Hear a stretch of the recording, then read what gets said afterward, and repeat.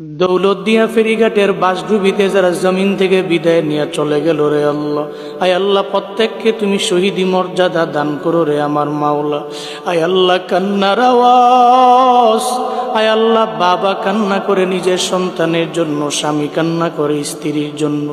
একজন বাবা কান্না করতেছে, ওই বাবা কান্না করতেছে, বলতেছে সবাইকে, এই লোকেরা তোমরা যাও বাস থেকে আমার কন্যা সন্তানটারে, শিশু বাচ্চাটারে উদ্ধার করো। স্বামী কান্না করে, আমার স্ত্রীকে নিয়ে আমি ঢাকার দিকে রওনা হলাম, আমার স্ত্রীর কি উপায় হবে? স্ত্রীটাও তো আজকে বাসের ভিতরে জমিন থেকে বিদায় নিয়ে চলে যাইতেছে। ও দয়ার আল্লাহ, আয় আল্লাহ যারা জমিন থেকে বিদায় নিয়ে চলে গেছে রে আমার মাওলা, প্রত্যেককে তুমি মাফ করে দাও। দৌলতদিয়া ফেরিঘাটের বাসডুবিতে যারা জমিন থেকে বিদায় নিয়ে চলে গেল রে আল্লাহ, আয় আল্লাহ প্রত্যেককে তুমি শহীদি মর্যাদা দান করো রে আমার মাওলা।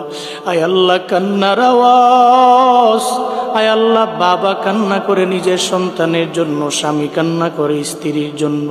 একজন বাবা কান্না করতেছে, ওই বাবা কান্না করতেছে, বলতেছে সবাইকে, এই লোকেরা তোমরা যাও বাস থেকে আমার কন্যা সন্তানটারে, শিশু বাচ্চাটারে উদ্ধার করো।